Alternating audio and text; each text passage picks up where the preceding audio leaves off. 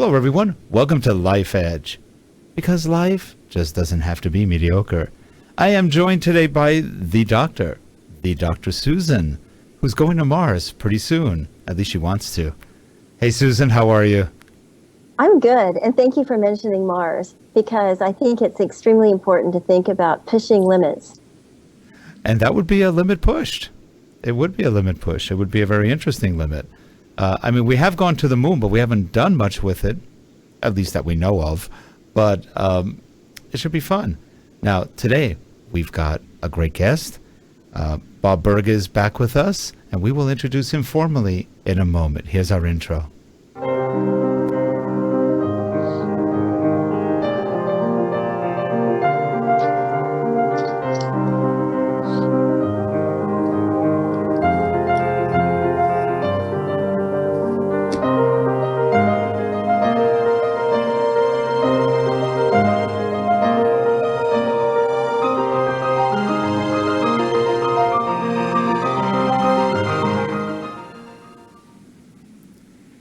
And we are back. How do you like the new intro? I love it. It's fantastic. I love classy. The way it starts out with people climbing up the mountain and then striving and going towards success. It's all about getting those edges that make us better. And speaking of an edge, we have with us a gentleman who has made a career out of helping people get an edge. Not to mention, he's had a very successful career as an author, as a professional speaker on leadership and sales. He has given many talks at corporate conferences, as well as he's even presented to a president of the U.S. He is a very successful author with a great message. We have with us again, Bob Burg. Bob, how are you today? I'm great. Hello, Rick. Hello, Dr. Susan. Great to be with you both, as always. So glad you could make it. Now, some good news from your end.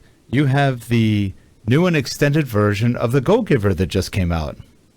Yeah, we're very excited about that. The story, of course, stays the same because it's a business parable, but we added a question and answer section and a discussion guide because there are so many businesses and different organizations that utilize the book in terms of a book club setting where they're discussing it. So we thought it would add more value to the book itself to be able to give people those sort of talking points and discussion points. And the super entrepreneur Ariana Huffington of Huffington Post was kind enough to give us a nice forward for the new edition. So we're very excited. That's great. And Bob, you know what? I found a video that I thought would be very interesting to play before we get into this, because I think it gives us a good overview of the Go-Giver, as well as some great ideas to talk about. Do you mind if we play it? Not at all. Okay, Clark?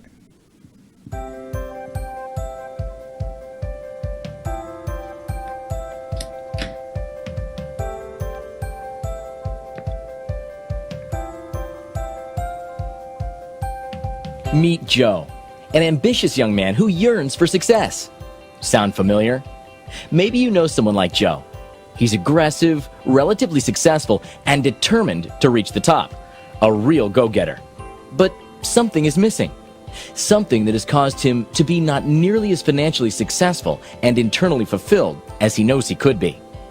One day, Joe is fortunate to be introduced to a man named Pindar, known by some of the most highly successful people in the world simply as the chairman. Over the next week, Joe meets some of Pindar's former protégés who are extremely financially and personally successful. With Joe, they share the 5 laws of stratospheric success. They explain to Joe that if used together, these somewhat counterintuitive 5 laws will lead him to huge success, as it did for them. It only makes sense because these are the same laws people have used in order to be successful in any market-based economy. The law of value. Your true worth is determined by how much more you give in value than you take in payment. The law of compensation. Your income is determined by how many people you serve and how well you serve them. The law of influence. Your influence is determined by how abundantly you place other people's interests first. The law of authenticity. The most valuable gift you have to offer is yourself. the law of receptivity. The key to effective giving is to stay open to receiving. But like any ambitious young man, Joe first challenges these laws before applying them. The law of value, he thinks. This sounds like a recipe for bankruptcy. That sounds reasonable. After all, how does one give more in value than they take in payment and still make a profit? How is value measured? Joe learns that while price is a set dollar figure and finite, value is the relative worth or desirability of a thing to the end user or beholder. So, in other words, what is it about this product or service that brings so much value that a person will willingly exchange their money for it and be ecstatic about it? For example, if Joe hired an accountant to do his tax returns and she charges him $1,000 for her fee or price, when she saves him $5,000 in taxes, hours of work, and provides peace of mind and security that it was done correctly, she gives Joe value far beyond the $1,000. She gives Joe more in value than she took in payment. Joe feels terrific about it, and the accountant makes a very healthy profit. Joe learns quickly the kind of relationship he wants to have with anyone with whom he does business. He discovers how to shift from getting to giving, constantly and consistently providing value to others. This new focus allows Joe to experience a fulfilling way to live while profiting financially as well. Moving from an I or me focus to an other focus is one of the most profitable things a person, especially ambitious Joe, can ever do. Here's the thing. Money is an echo of value. It's the thunder to value's lightning. In other words, value comes first, and the money is simply the natural and direct result of the value provided. The law of value proves to be a good start for Joe, but it's only a start. As important as it is, it represents only his potential income. But tying together the other four laws with the first creates the real transformation for Joe. Things improve rapidly. Making money appears effortless, and the returns excitingly unexpected. These laws can do the same for you, just as they did for Joe and for so many of today's hugely successful leaders, entrepreneurs, and salespeople. Join Joe along with his mentors, Pindar, Ernesto, Nicole, Sam, Deborah, Rachel, and of course, Gus, and be delighted by this quick, easy-to-read story about a powerful business idea. Actually, a powerful life idea. Enter your name below to receive the first chapter of The Go-Giver. And we're back, and that's a great video. Thank you. And if you want to enter your name below, go to www.burg.com, burg.com, and you can enter your name below there, and you'll get a free chapter. Mm-hmm. Thank you both for sharing that. That was very nice, very unexpected. It's a great video. In fact, I saw it today by coincidence, and I went, oh, this is a great video. We've got to have it on because it'll save you a little bit of throat because you don't have to say so much. Right. But it also encapsulates what you're trying to get across as far as the principles. Now, I have a question for you. You know, you talk about the mentors, and I think we've all had mentors of one sort or another. How does one, it's a compound question, how does one go about finding a mentor? And what's one of the things you should probably never do with a mentor? Well, let's start with the second part of it because that's so very important. And I would even say, what's one thing never to do when you're trying to find a mentor? And now, once actually that you feel as though there's someone you would like to connect with and develop that kind of relationship with, my suggestion is not to come right out and ask that person to be your mentor.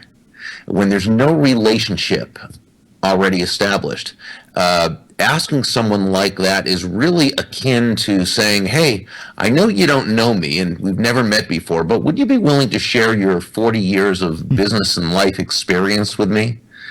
It's sort of like asking for someone's hand in marriage before asking for the first date, I guess. And so the chances are you're probably not going to land a mentor that way.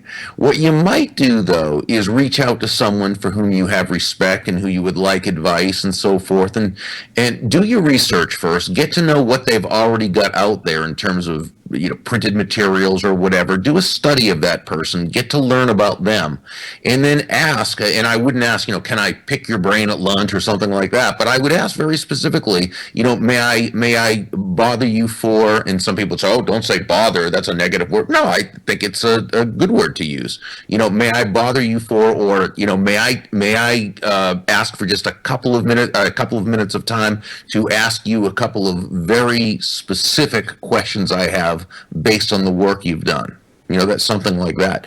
And when you do that, they're going to be much more inclined to, anybody can take 1 or 2 minutes, and usually most people will. But what you've done is you've sort of let them know, this is not something I take for granted. I'm not going to be a pain. I'm not going to ask you some very general question that I should already know the answer to. And so then when you have received this advice, what you want to do is send a personalized, handwritten thank you note to that person, and be specific in your short thanks as far as what you learned from them. Apply their information, keep in touch, and let them know. Also, if when you research this person, maybe you'll find out they have a charity they're very involved in. Make a donation, small donation in their name, and they'll be notified of that. And so they know that you're trying to do your best to add value to them as well. And, eventually then you ask another question, and you begin to develop that relationship a little bit. And eventually, maybe it turns into a mentor-protege relationship. Maybe it doesn't. But I'd say that's the best way to go about it and increase the odds that you're going to be able to really connect with that person you want to connect with. That's really a good approach. I mean, I'm glad that you discussed the fact that you don't want to overload the mentor, because I've been approached by people to be a mentor, and it's usually been like through LinkedIn or something, and I don't really know the person that well. Sure. And it's made me feel a little bit surprised, and then I think, well, this is a lot of pressure. What do they really need from me? What if I steer them in the wrong direction? So how do you help people ask the right kinds of questions of their mentor? Well, I think you can work along with that. If they ask a question that is not something that's in your wheelhouse, you let them know that that's not your strength. And I'm often asked, people think because I've been successful in some very specific areas that I must know a whole lot about a whole lot. I really don't. And so I'll let them know that that's not in my wheelhouse. They can get this information by, finding it on the internet or reading a book by so-and-so or what have you. The kind of questions I would say that I would steer the person away from asking are just very generic questions that, had they read anything about me or any of my books, they should know the answer to, and it's the same with someone in any position. They may not have written a book, but they may be a very successful CEO. Well, there's all sorts of information you can get on that person so that you can have that background first. So I would suggest that the person be very prepared. And the more prepared they are, the more that person, that potential mentor, is going to appreciate it. Does it also help to find things in common with the mentor, things that may resonate right up front? Anytime you can do that is fantastic. That's certainly very helpful. So, sure. Now, I've always wondered, I think we've all been in that mentor situation at one point or another. What do you feel the mentor gets out of it?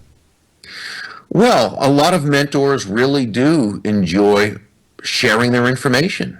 They like to help someone else along, someone maybe who reminds them of themselves at a young age, or someone who they would just like to help provide an opportunity to. I think it's a good feeling to be asked to share your wisdom. So I think there's a psychic payoff in that sense. Psychic not as psychic, but psychic in terms of your psyche or ego or what have you. It's nice to be asked, and it's nice to. I think most people enjoy it. Not most necessarily, but to me, most the people I know, it seems like most do. They like to be asked, and they like to feel like they're helping and making a contribution to people. I remember one time we had a consultant that was working with us. He was about my age, pretty young. And we were starting to grow the company at that point where it was just more than me, myself, and I. And it was really interesting because as consultants, you get paid for your services. And he made almost a mortal sin, a horrible crime on this one. He comes up to me and goes, "Hey, we're just whores, aren't we?" Oh, no. And I just looked at him. I go, "You may be. I don't think we are." And the relationship was never quite the same after that. But it was interesting because I saw, and I had a feeling that he was like that it was about the money, not about the service, not about the end result. It was just the journey of making money. And to me, that's not consulting. You know, Rick, that's a really good point. And that's what I like about your book, about the go-giver, that a mentor is going to use that as an opportunity to give back. So they may not actually see the benefit at the moment, but they have faith that it will it will sort of put positive energy into the equation. Yeah, well, let me address what both of you said, because I think you both make great points. Rick, with the person you were talking about, the one who seemed overly motivated by money, and of course, hey, money is a fantastic thing. We love earning money. It's a great thing. But typically the people who make the most money aren't really focused on the money. And that's one of the paradoxes of life. And it's actually fairly easy to understand, because you make a lot of money by providing a lot of value, but you sort of need to enjoy the providing of value to people, or it's just not going to be easy to do. Yeah. Now, there are people, you look at a guy like Amar Bose, who's the late Amar Bose, who was the founder of Bose musical equipment, the headphones and the whole thing. Well, when Bose was at MIT working his way through college, he bought a pair. He went into, I think, a Radio Shack to buy a pair of headphones, or it was a stereo, whatever it was, speakers. Bose speakers is what I was thinking of, and he thought the sound was really horrible, and that was like sacrilege to him. And he was just passionate about and dedicated to creating speakers of very, very high quality. The value he wanted to give to the world was in their enjoyment of sound. And he became a billionaire doing that. Now, I'm sure he accepted the money and cashed all the checks. He had deposited the checks, also gave a lot to charity. But his motivation wasn't money. The money was the reward for focusing on providing value to the world. And by and large, that's how most of the super wealthy are. Now, don't get me wrong. There's a lot of people who are very motivated by money alone, and they make a great living. But here's the interesting thing. In order to do that, they've got to find a way to provide value to the marketplace. Because again, in a free market-based economy, and we're not talking about cronyism where, special interest groups and lobbyists pay Congress people for special favors and rules and legislation. I'm talking about a truly free market economy where no one is forced to do business with you, and the playing field really is level that way. You can only become abundant through an exchange of value. And you must be the one that's focused on providing value to the customer, because in a truly free market-based economy, the customer always has the final say as to whether it's going to be a sale or not. So typically, because of that, the people who are not focused on money but are focused on providing value are the best at doing so, and the reward for providing value is money. But as a mentor once said to me years and years ago, always understand that, the target is not money. The target is serving others or providing value to others. He said serving others. When you hit the target, you'll get a reward. The reward will be money, and you can do with that money whatever you want. But never forget, the money is simply the reward for hitting the target. It's not the target itself. The target is serving others or providing value to others. And that's why people like the person you were talking about, they tend to always struggle to make that money. They may make a lot of money for a while, but it tends to be a struggle because it's not built on the proper foundation for ongoing abundance. Does that make sense? And when you meet somebody like that, the trust isn't there. Right. Because trust isn't part of the equation. It's making money. He's the kind of person who believes that sales is something you do, selling is something you do to someone rather than for someone. Right. Right. Well, and I would go a step further, Rick, and say that it sounds like the respect isn't there. And what I like about Bob's book is that there's a fundamental sense of respecting the other person. Mm-hmm. Thank you. Yeah, I'd like to think that's so. And, the more we respect each other, the more we live in a very benevolent type of context. And when there's high trust, as Stephen M. R. Covey talks about in his book, The Speed of Trust, when there's high trust, things happen quickly. Businesses transacted quickly and more effectively. Big deals come together faster. When there's no trust, low trust, lack of trust, that's when bureaucracy sets in, red tape sets in, all sorts of committees form. People have to think about it and think about it and think about it. And so the trust really has a quantitative value.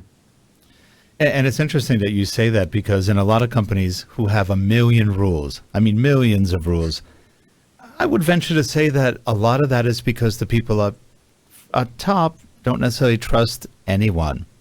Mm-hmm. And usually that's a reflection of themselves. Yeah, and we've all seen plenty of companies like that, and the entire culture within the company is one of distrust. Yeah, it's one of if we tell the employees too much, they're going to try to get away with something, and so it's really not a team. It's more, there's a top-down leadership, and there's the upper and the lower and the so forth and so on. And again, can those work? Yeah, they can, but they're typically not as profitable as companies that have people who are really committed. See, when you lead through compliance like that, when you use your leadership positionally, if you will, people don't feel good about it. They don't feel good about working there. They're there for a paycheck. They're not there to make a difference. They don't have what my friend Lisa Earl McLeod would call a noble purpose in what they're doing. And so my great friend Dondi Scumaci is famous for saying that when it comes to leadership and influence, compliance will never take you where commitment can go. And people who don't feel trusted do not commit to the leader. They may comply, but that's never as effective. I remember a story from Ross Perot, who, when he worked at, I believe it was GM at the time, fired his vice president. And it's because he found out he was having an affair. And he told him, if your wife can't trust you, I certainly can't. Right. And it was it showed a certain, and today's day and age, that would be, why would you do that? But the thing is, it was a sense of a foundation. It's about trust, foundation. And if you're working with somebody who's doing something wrong on the side, they could do something wrong against you too. Sure. Well, as the saying goes, and I remember first reading this in Harv Eker's book, Secrets of the Millionaire Mind, the theme running throughout his book was, how you do anything is how you do everything. Yeah. And I believe that's true. Also, you've probably met a lot of people who have one persona at work and a very different one at home. And I don't know how they can maintain that usually. Well, they can't. They cannot maintain that. They can do it for a while. They cannot maintain it and live a happy, fulfilled life. They typically have a lot of messed up relationships, both at home and at work, and it's sad. But no, it's we are what we are, and we are who we are. Yeah. And you can't be a thief at work and a horrible ogre at work and then come home and just be a very nice, loving, kind person. I mean, we are what we are. Now, we talk in your books. You talk. Oh, go ahead, Susan. Go ahead, Susan. Okay, well, so bringing up the whole issue of trust and organizational behavior and how it ties to your book, I have a question. How can you apply the principles of your book to transform organizational culture? Well, first of all, it needs to be the organization, if they need to change in order to do that, because some companies already do a great job. They have what we call a go-giver culture. But there are those who don't, and those who want that culture. Well, the first thing is, while you can lead from anywhere, and certainly my colleagues Mark Sanborn and Robin Sharma have both written terrific books regarding leadership at any level. Anyone can lead from anywhere. But typically, for it to take hold in a culture, it needs to begin at the top. You need to have buy-in at the top. If those at the top don't buy into this, it isn't going to happen. So that's the first thing. The people at the top have to understand that what they're doing right now isn't quite working for them, or isn't working for them as well as it could. It isn't things that the way they're doing things now might be working for them to a certain point, but they cannot grow, they cannot expand any further unless they adjust. And if they believe that taking on a go-giver type culture is something that's going to help them, they've got to be able to make that commitment to it. But if those at the top aren't willing to really take hold of it and be consistent with it, it's just not going to happen. So we look to work with companies who want to make it happen, as opposed to the ones that we have to try to talk into it. What are some concrete steps that they can take? Well, it's really nothing more than to start applying those principles. How do you give more in value than you take in payment? Well, there's a couple different ways. One, of course, it's with the product or service itself. That, by its very nature, you have to give more in value than you take in payment, or people won't buy. But there are also, on an external level, it's making sure that those who deal with customers are able to go above and beyond the intrinsic value and be able to communicate excellence, consistency, attention, empathy, and appreciation with those prospects and customers and clients. When you do that, you take price out of the issue. Right? Because in a commodity-based world, because let's face it, technology has leveled off the playing field. And so in most cases, the product or service is pretty much equal, pretty close. And if the prospective customer or client sees it that way, it's always going to come down to who has the lowest price. And as you know, that's not a healthy way to do business. So when you become that additional value through the elements of value, excellence, consistency, attention, empathy, and appreciation, you separate yourself from your competitors. Now, that's with your salespeople and guest contact people or customer contact people, that's fine. But it's also how the leadership provides more in value than what they take in payment. When you hire someone, obviously, you need to receive more in value than what you're paying them. Okay, that only makes sense, because remember that the employee is basically selling their services to their employer, so they have to be worth more in a market-based way than what they're being paid. Otherwise, it wouldn't make sense for them to be hired. But the company can also do things so that even though they can't pay more in cash value than what they're receiving, they can still provide learning. They can provide a culture where people want to be at work. They can provide a friendly, nurturing culture. They can teach in certain ways that these employees will be in a good position to, once they move on, be in a position to make even more money. In other words, to continue to grow and grow. So you can actually, and I think great examples of this are Barry Waymiller, the manufacturing firm out of St. Louis. Certainly, the old standbys that you hear about, such as Southwest Airlines, Zappos, and all those. That's almost by this time a parable, because they're so good at what they do and they continue to do it. But there are many small businesses and medium businesses that do that as well. They create a culture in which they give a lot of value to the people who are in their employ. Okay, it's and so interesting because that's a way you would utilize the law of value in that case. As far as when we talk about the law of influence, placing the other person's interests first, again, it's always having the customer in mind. It's knowing that ultimately they're the ones you have to please, but it's also understanding that your employees are your customers as well. And as a leader, you've got to be a servant leader, and you've got to find ways to be able to please them and make their life better, easier, richer, more fulfilling just for being a part. So, those are just some of the ways that a company can change around their culture. But it has to be done consciously, and it's not a one and done. It's got to be continual and continuous. A lot of companies talk about service as the prime or main differentiator between sales. If you provide good service, people are usually very happy. You go to a restaurant where people treat you very nicely, you feel like almost part of the family. You're more inclined to go back over and over and over again. And yet, even though so many books have been written about it, so many stories told, there are so many places with bad service. They just don't get it.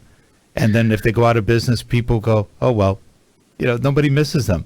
You do miss the ones that went out of business. Right? I'm sorry?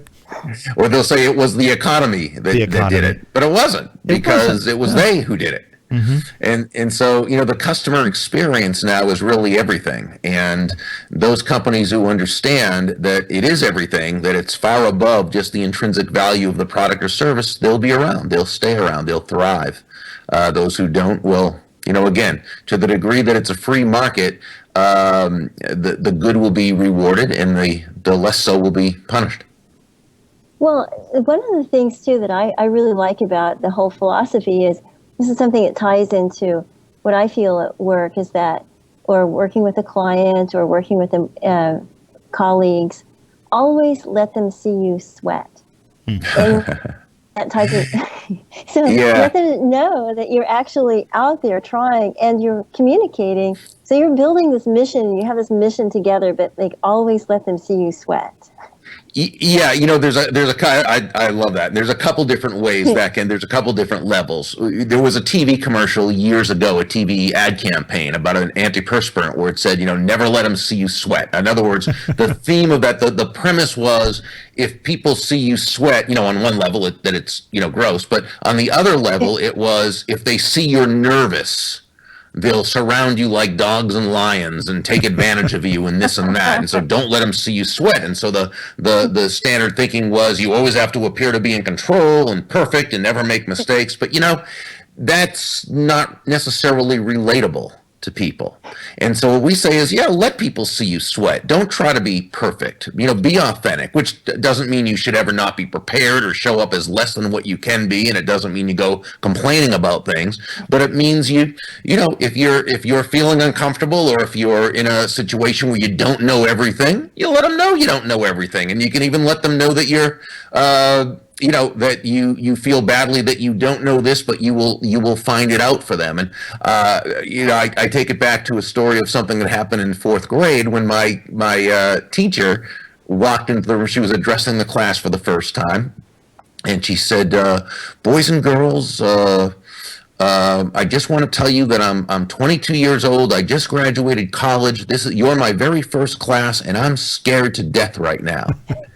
And what happened was, she was so authentic. She let us into her world. She allowed us to be a partner with her. Now, I'm not saying you have to tell someone you're scared to death, but certainly Adam Grant, in his excellent book Give and Take, made the point that when you go in there and and you let people know your true feelings about something, and that you're not all that, and that you want their help and so forth, you're actually in a much greater position of strength than if you tried to fake it till you made it, which you might not be able to pull off. And also, you're sweating because you're trying, you're pushing, you're running. That's another, sure, that you're sweating, you're letting them see that you're out there working, you're out there doing the thing. And most people respond very positively to that. I know from personal experience, I have really bad eyes, and I'm partially blind in several situations. I have retinitis pigmentosa. When I've gone in front of people to do talks, and sometimes it's large groups, the first thing I tell them is, I don't see well. So don't feel ashamed or embarrassed or rude if you interrupt me. because I may not see your hand up in the distance in the dark. So go ahead and do that. And then after that moment, it's really interesting. Not only will they comply with that, but they all become very helpful. And it's just interesting. Absolutely. Yes. Yeah, absolutely. What a great example. And most people like helping. And then we can have a lot of fun in the talk, and I can get very animated. And I just tell them, I just have to watch out not to walk into a post. I'm good otherwise. Well, you've brought them into your world. You've made them a part of your situation. And most people are good people. And most people are going to respond to that in a very positive way. Yeah, and if you don't do that, then they'll go, he's kind of weird. What's wrong with him? You tell him up front. Doesn't see well. All of a sudden, people become aware, and then it changes the relationship very quickly. And you can still have fun. You can still do everything you wanted to do, but it makes it easier for me to help them, or vice versa, where we understand where we're coming from. And I go to a restaurant sometimes, and it's really dark, and I may grab onto somebody.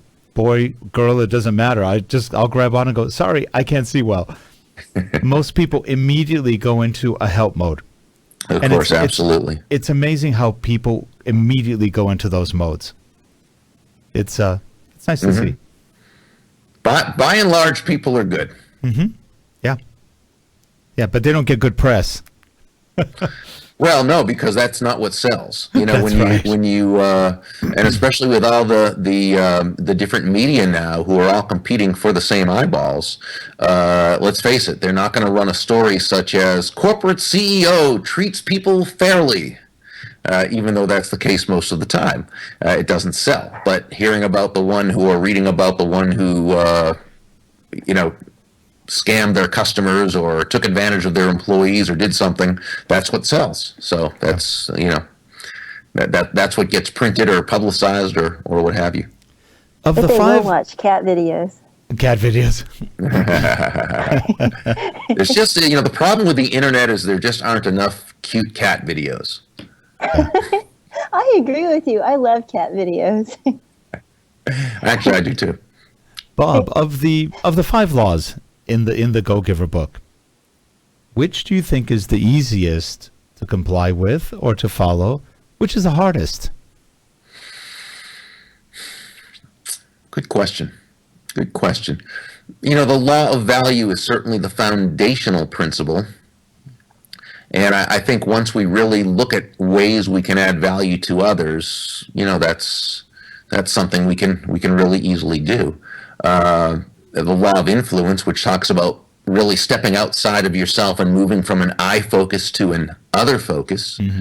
That's something I think people, again, when they see the value to themselves in doing that, they're much more likely to do that. Probably the most difficult one for most people is the law of receptivity. At least that's what John David Mann, my co-author, and I are told all the time. That the first 4 laws, sure, they can get those pretty easily. But the law of receptivity can be a real tough one for them. And again, that's just because of so many of the messages we receive about money being bad or business people being evil, or whatever the messages we get. And so there are so many unhealthy relationships with money that people have, and the tough thing about that is it's typically on an unconscious level. Most people aren't really aware that that's the case. And so the first thing we have to do is be aware of it and then really work at overcoming that. Well, it's interesting. This week, Bill Gates, billionaire, ultimate capitalist, comes out and says, if the world doesn't move to socialism, it's doomed. So I'm thinking, Bill, give all your money up and then let's talk. You wonder thing. How somebody who can be so intelligent and so stupid. How often do we have to see in this world of ours that everywhere there has been socialism, which is really just communism with lipstick, as my friend Randy Gage would say, that everywhere there has been destruction and death and jailings and barbarism and just human misery, breadlines and everything else, when capitalism has been allowed to actually exist, not cronyism, capitalism. The standard of living for everyone, including the poor, Right. rises. The years of life, health rises, wealth rises, happiness rises, and yet we still have this thing that people, even people who should know better. You know, it's an interesting thing. Bono, who is the great entertainer, of course, Yes. who for years and years has been just doing a valiant, wonderful job of helping the poor in third world countries. You know, came out a couple of years ago and said, you know, he said, what can I tell you? He said, aid, you know, helps to sustain, but it's very temporary. The only thing that works for true progress and growth and abundance is capitalism. Right. And you had to really respect him for saying that, because you know that's not where he came from, but at least he had the guts and the courage to learn and listen and study and not just hold to something emotionally. And, you know, for Bill Gates, who could be such a great example for so many people. And here's a guy who made a fortune by finding ways to provide value to others. Yeah. And for him to say that is just so sad. Yeah. When I heard that, I was going. Yeah. Oh, well, and when I listen to that, I just think, I think of all of the different classics of Malthus and Ricardo and obviously Adam Smith, and all of those systems work if there's perfect competition. But if we don't have perfect competition, if we have oligopolies or monopolies, suddenly it all goes out the window. And so we end up calling what we see as an oligopoly or a monopoly capitalism, and demonizing it when it's not really correct. What we really need to do is make sure that people have access and opportunities. Well, you know, Well, I capitalism does that, though, Dr. Susan. What happens is there's never been a monopoly in the United States of America, probably not the world. There's never been a monopoly that wasn't government sponsored. That's right. Or government allowed true. or government run. So that's what happens and so pure capitalism doesn't. First of all, it's never existed in this country. Of course, we had slavery, which is absolutely an abominable, monstrous institution. So for that reason alone, we never had actual capitalism. You cannot not have capitalism and slavery. But aside from that, there was a period in the 1800s that there was capitalism to the point, and we saw just how the world really advanced, and what made the government an absolute powerhouse.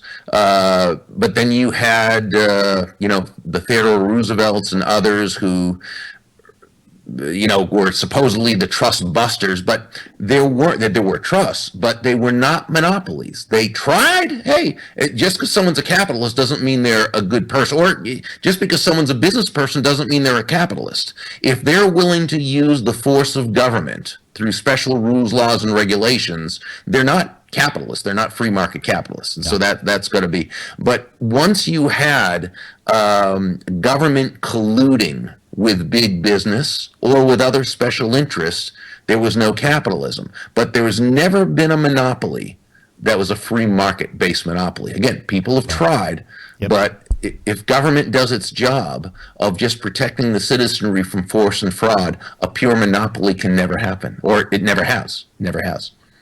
Well, that's a good point, and I think that the key here is free market, and the government's role would be to potentially help maintain a free market. And I agree with what you're saying, that what happens is that it becomes a tool of special interests, at least in many situations. And I don't know, it'd be very interesting just to experiment. We're a country of utopian experiments. It'd be interesting to try pure free market capitalism. Well, remember, even free happens. market capitalism is not utopia. Right. It's not utopia, but it's just a lot better. It's so much better than any other system. And all you have to do is look at places like Hong Kong. Before it went to England, it was a third world country. It's a rock. It's an island. There's no natural resources. But once the person who took over from England to oversee pretty much just let things go, it became a powerhouse. And again, you're talking about an island made of rock, which has really no natural resources. And look what it did. You look at a country like Singapore. Now, they have some challenges when it comes to human rights there. But economically, basically, it's been free market for the longest time. And while it has grown immeasurably. Look at the difference between a South Korea and a North Korea. Okay. South Korea, again, there's a lot of cronyism there, just like in the United States, but it's still pretty much market driven. There's much more free market than there is socialism or communism. And look at the people, North Korea and South Korea, same basic ethnicity, same people, same language, same customs, and yet South Korea is thriving. The quality of life there is so much better. The standard of living is so much better. And then you look at North Korea, right across an imaginary line, and they're suffering deeply. Look at Cuba. Cuba, certainly before Castro, there was cronyism there again, but there was also a lot of capitalistic market mechanisms, and it was a country in which there was a lot of prosperity. Once Castro took over and communism set in, look what came of it after that. Okay, and it's the same. The great experiment was East Germany and West Germany. When the wall finally came tumbling down, all you had to do was look over into East Germany and see that the cars were 30, 40 years old. Right. Things were not functioning well at all. It was a crumbling infrastructure. And you had West Germany, which was abundance. Again, are they pure capitalists? No, not at all. But capitalism is so strong that to the degree it's allowed to flourish, it helps everyone. Again, not because every capitalist is a nice person, but that's not the point. What capitalism does is it keeps a check. It's a great regulator in and of itself, because only those companies that provide great value are going to be rewarded with money. Because no one's forced to buy from you. You don't do business with companies who don't do right by you. And in a capitalist society, even a bad one, it's still better than a good socialist one. Because everybody rises a point, or in socialism, everybody lowers a large point sometimes. It doesn't work. It hasn't worked anywhere that well. And people want to cling to it because it's a myth. If you look it sounds like such a nice idea, doesn't it? Everybody just share everything, but of course that's not what it is. It's a lot of power. It ends up being a lot of power and money in the hands of a few people. In Venezuela, who was Chavez. Cesar Chavez. Yep. That guy who always talked about hating money, how money is so evil, was of course the richest guy in the country, and his daughter, who he left his money to, is like the third richest person in the country. So it's amazing how these people who hate money so much seem to hoard a whole lot of it. There's a great book, if you've never read it. It's called The Naked Communist, and it explains communism very, very well. It's a must-read book. I forgot the guy's name. Skousen was the author. Excellent everything treatise. He writes is fantastic. Yes. Mark Skousen. Very good book. And the mentality fits for what he said, he said it tends to be a criminal mentality. And I would agree. It is. Yeah. And, it's the interesting thing is the people who, the rank and file, the people in the United States who would like to have a socialistic economy, typically they're really good, well-meaning people. It's not that they want to ruin the economy and they really do believe that would serve the most people.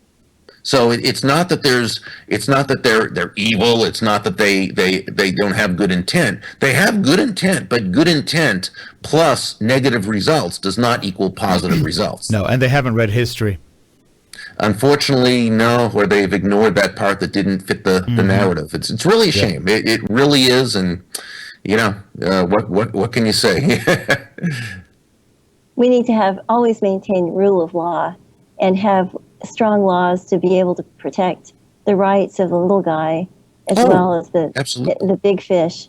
So to me, that's one of the major things that differentiates us from other countries, is the idea that you can trust our legal system.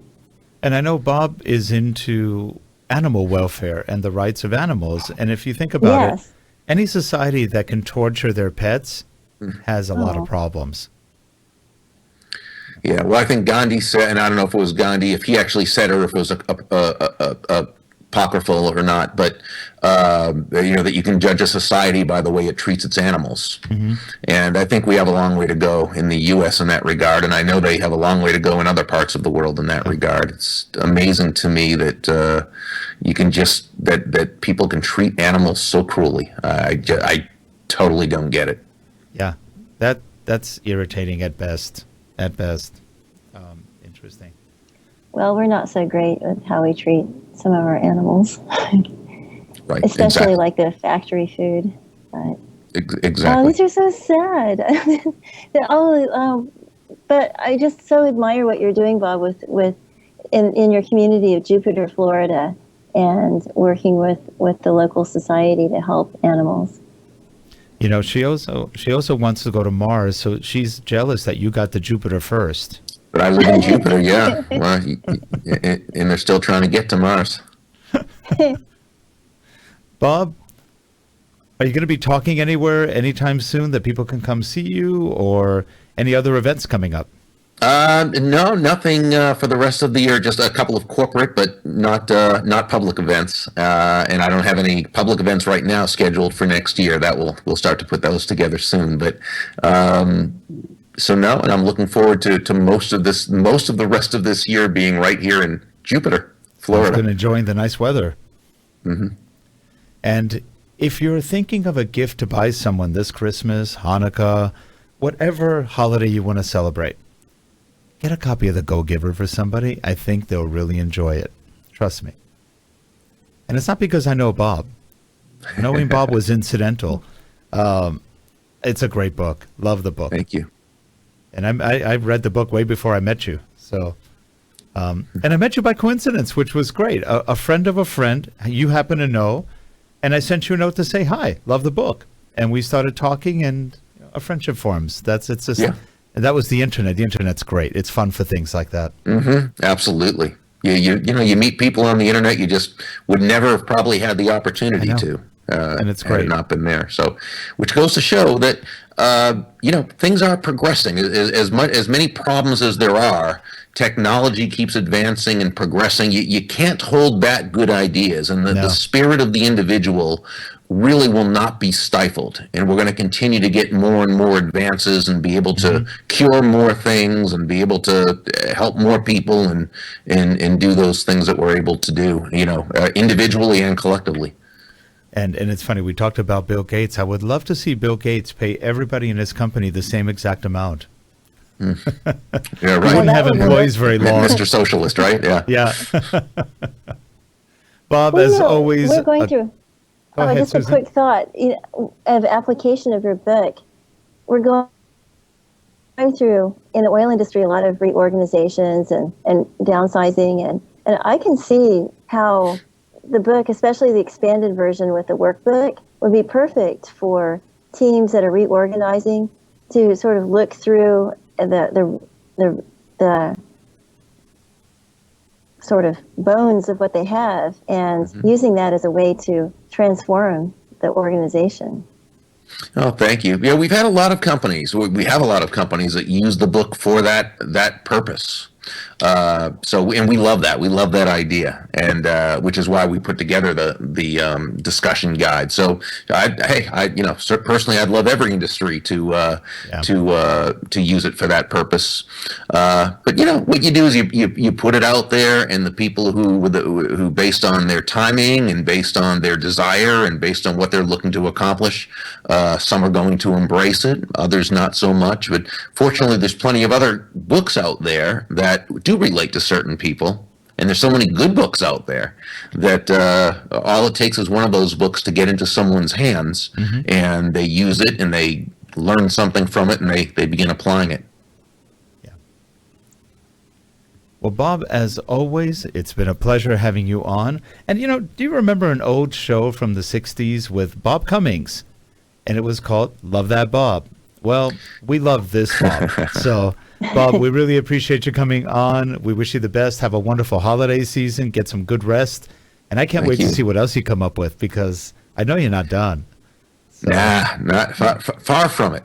And No. thank you both for having me on the show again. I always enjoy talking to the two of you. It's a real pleasure, and I wish both of you fantastic holiday seasons, and the same to everyone watching. Enjoy the rest of the year, be productive, and have fun, and I wish you a great upcoming holiday season. Sounds great, Bob. Thank you. And again, the new extended or expanded edition of The Go-Giver is available on Amazon or at any of your bookstores. So please go buy a copy of it. You'll love it. It's a great book. Thank you. Have a good one, everyone. If you like the show, please subscribe or give us a thumbs up, whatever that does. But subscribe. That way we can keep in touch with you. Susan, until next time. Thank you. This is great. I really appreciate it, Bob. Thank you. Likewise.